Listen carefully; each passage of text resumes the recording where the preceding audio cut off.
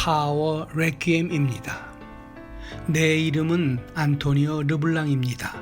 나는 미국인도 한국인도 아닙니다. 한국에서 태어나 미국으로 입양된 후 뉴올리언즈에서 타투 아티스트로 일하던 청년 안토니오의 호소입니다. 그에게는 자신을 믿어주는 아내 캐티와 사랑스러운 딸 제시, 그리고 곧 태어날 아기가 전부입니다.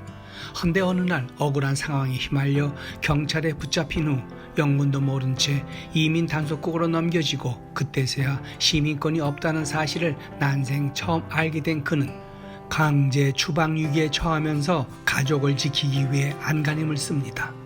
저스틴 전 감독이 각본을 쓰고 주연으로 출연한 영화 푸른 호수의 이야기입니다. 서울에서 태어나 3살 때 부모를 따라 미국으로 이민 온 전 감독은 미국에서 아시안 아메리카노로 살아가면서 나는 왜 여기 있는 것일까? 미국이란 토양 안에서 우리는 삶의 뿌리를 어디에 내리고 있는 것인가를 끊임없이 생각하고 질문하며 살아왔다고 했습니다. 그는 미국 시민권자들이 전 세계에서 아이들을 입양했는데 서류 하나 빠졌다고 너는 미국인이 아니다라는 이야기를 들었을 때 어떤 느낌일지 생각했어요. 모국에서 버려져 미국으로 보내졌는데 또다시 안 된다는 이야기를 듣는 건 엄청난 상처가 될 거로 생각했죠. 해서 영화로 이 문제를 알고 싶었다며 입양인에 대한 관심을 환기시키는 게 이 시대의 정의라고 느꼈다고 했습니다. 이처럼 적지 않은 미국 입양인들이 무국적 상태를 모른 채 성인이 돼 대학에 진학하거나 운전면허 취득 과정에서 비로소 무국적자라는 사실을 알게 됩니다.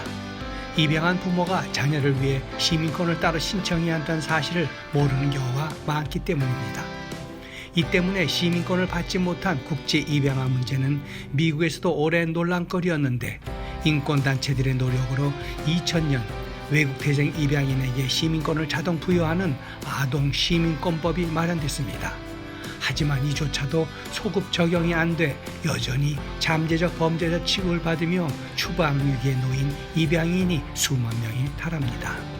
이 중 한국은 경제협력개발기구 OECD 회원국 중에서 가장 많은 아이를 입양 보내는 나라로 아이들 대부분은 양부모의 보살핌 속에서 미국인으로 잘 성장했지만 시민권조차 획득하지 못하고 방치된 채 성인이 된 그 수가 18,000명에 달한다고 합니다. 이들은 한국인도 미국인도 아닌 경계인으로서 불안하게 살고 있는 것입니다. 그러다가 성인이 된 후 국적이 없어 불법 체류 신분이 되고 이후 크고 작은 범법 행위에 연루돼 발견되면 한국으로 추방당하게 됩니다. 이렇게 해서 한국으로 돌아간 해외 입양인들은 언어 장벽은 물론 문화적 차이, 재정적인 어려움, 사회적인 낙인 등으로 취업이 어렵고 정신 건강에도 어려움을 겪으며 고립되어 끝내는 이를 극복하지 못해 자살하는 사례도 적지 않습니다. 여기에는 한국 정부의 책임도 있습니다. 입양을 보낸 한국의 기관들이 미국에 도착한 아이들이 시민권을 취득했는지 확인해야 할 책임이 있음에도 이것이 잘 이루어지지 않는 경우가 많기 때문입니다. 입양 관습은 고대부터 있었습니다. 고대 바빌로니아의 하무라비 법전에 양자에 대한 규정이 있는 것으로 보아 입양은 거의 인류의 역사와 같이 해왔음입니다. 로마 제국 또한 입양을 법적인 관행으로 정착시킨 나라였습니다.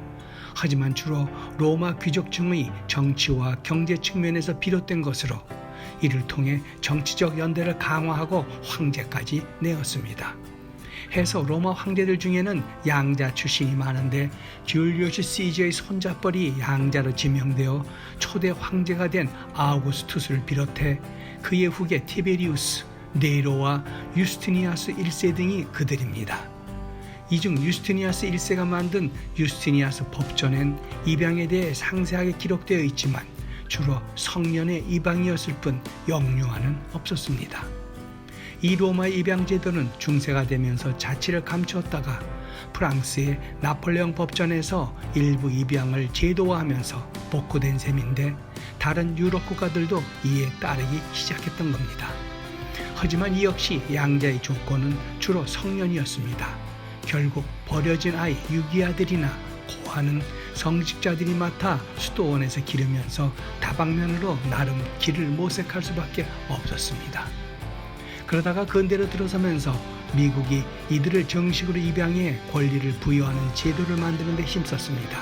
그 시작이 고아열차 사회 프로그램으로 많은 어린이들을 기차로 각지의 가정에 입양 보내는 것이었습니다. 이후 2차 세계대전이 끝나고 서구 선진국들의 가정에선 전쟁과 가난으로 인한 고아들을 국내외에서 입양하기 시작했습니다. 이 중 한국은 한국전쟁 직후부터 현재까지 20여만 명의 한국 어린이가 다른 나라들에 입양됐습니다. 그 가운데 11만 명이 넘는 어린이가 미국으로 향했습니다. 보스턴 칼리지 역사학과 부교수인 아리아 오가 펴낸 저서 왜 그 아이들은 한국을 떠나지 않을 수 없었나 해서 한국전쟁 이후 한국 어린이들의 미국 입양은 한국과 미국의 국가이익이 맞아떨어진 은밀한 뒷거리 위에서 성립했다고 설명했습니다. 미국은 대외적으로는 한국전쟁의 피해로 갈 곳 잃은 어린이들을 거두며 전 세계를 사랑으로 품는 선한 부모 이미지 만들기로 도덕적 우위를 과시하고 대내적으로는 기독교 이념을 신봉하는 미국인들에게 인종차별 문제를 희석하고 미국의 위대함을 널리 알릴 기회였다는 겁니다. 한국의 입장에서는 해외 입양이 국가 역점 산업이자 초대형 복지 정책이었습니다. 가난한 부모들에게는 여건이 더 나은 나라로 보낸 것이 어머니의 사랑과 의무로 여기게 하고 친권마저 포기하게 했던 겁니다.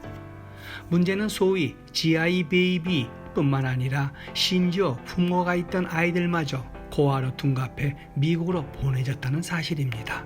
한마디로 빈곤층에 대한 사회복지 비용을 없애고 수출 산업화를 이루기 위해 미국에서 달러를 받는 아동 수출을 한국 경제 발전에 큰 몫을 하는 사업으로 간주했다는 얘기입니다. 여기에 미국인 선교사 해리 홀트가 세운 홀트 아동 복지회 등 입양 전문 기관이 돈 안 되는 국내보다는 수수료 높은 해외 입양에 매진했다고도 주장합니다. 홀트를 통해 입양된 제인정 트랭카 또한 홀트 기관은 천사가 아니라고 힐난합니다. 모든 아이는 가정을 가질 가치가 있다라는 구호를 내세우면서도 전 세계를 여행하며 미국인을 위한 아이를 입양하고 정작 미국 내에서 입양을 기다리는 어린이들을 위해선 아무것도 하지 않았다는 겁니다. 헌데 이후에도 미국인은 왜 국내 아이들보다 굳이 더 비싼 해외 입양을 더 선호하는 것일까요? 여러 가지 사연이 있을 수 있지만 대체적으로 미국 입양법에 따라 양부모는 입양한 아이들이 친부모에 대해 알 수 있도록 해야 하며 만날 수도 있도록 해줘야 한다는 점 때문입니다. 아동 인권을 위해서입니다. 또 해외에서 입양하는 경우 국내와 달리 만 2세 이전의 아기를 데려올 수 있고 지리적으로도 멀어 입양 아동이 친부모를 알기도 어렵다 보니 친부모와의 관계를 단절시킬 수 있다는 점도 있다는 겁니다. 여성과 아동의 권리가 무시될 수 있는 후진국일수록 문제가 적다는 편리함입니다. 한국계 입양인이자 입양학 학자인 김박 넬슨이 자신의 논문 국제시장에서의 아동 쇼핑에서 밝힌 내용입니다. 그러면서 그는 해외 입양은 한 해에만 국제시장에서 수십억 달러가 오가는 사업이라는 이유도 들었습니다. 관련 기관과 단체들의 이익권이 개입돼 있다는 얘기입니다. 결국 정작 입양아들의 이익은 유린된 채 한국과 미국 두 나라 모두에게만 이익을 안긴 셈입니다. 그 결과 입양 부모로부터 아이들이 폭행을 당하거나 파양된 경우 시민권을 취득하지 못한 채 강제로 쫓겨나 불법 체류자로 내몰린 입양아들이 2만여 명에 달합니다. 하지만 누구 하나 책임지는 사람 없고 해외 입양은 여전히 지속되고 있는 겁니다. 저스틴 전 감독은 법적인 허점과 사회 부조리를 보여주는 이 작품을 통해 푸른 호수가 이민자 문제이기에 앞서 인권의 문제이고 가족의 가치에 대한 이야기라며 해외 입양인 시민권자법이 꼭 통과되기를 기대한다고 피력했습니다. 오늘 영상은 여기까지입니다. 고맙습니다.